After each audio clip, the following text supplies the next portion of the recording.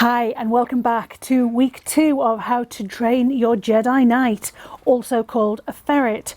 So, how to train your ferret to use a litter tray.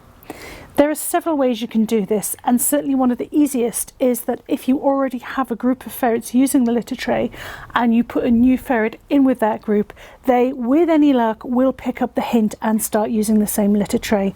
That's the easiest way, not always doable though.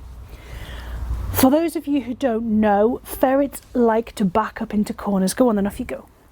Ferrets like to back up into corners, and they're very much any corner will do, and that's what they love to poop in. Hello!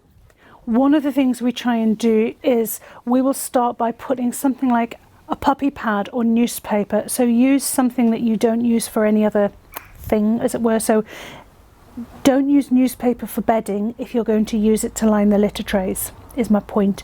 Don't use puppy pads in any other situation other than for where you are wanting them to poop.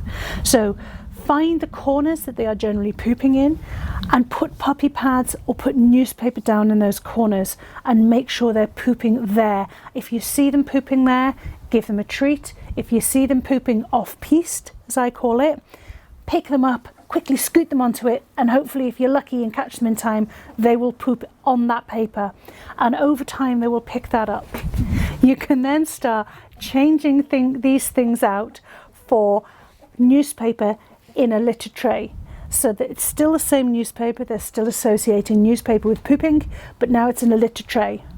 And then you can start adding perhaps a little bit of litter of whatever type, sort of wood pellets or whatever, on top of the newspaper, just a little bit, so that they're still associating it all. And it's about just slowly changing over time.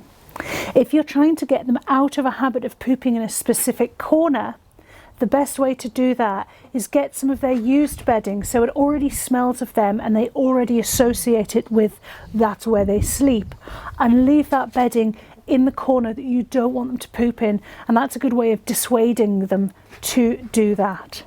This is not about any punishment for what they do wrong, but more about giving treats for when they do something right, encouraging positive behaviour and positive reinforcement of that behaviour. But those are ways of starting to get your ferret litter trained.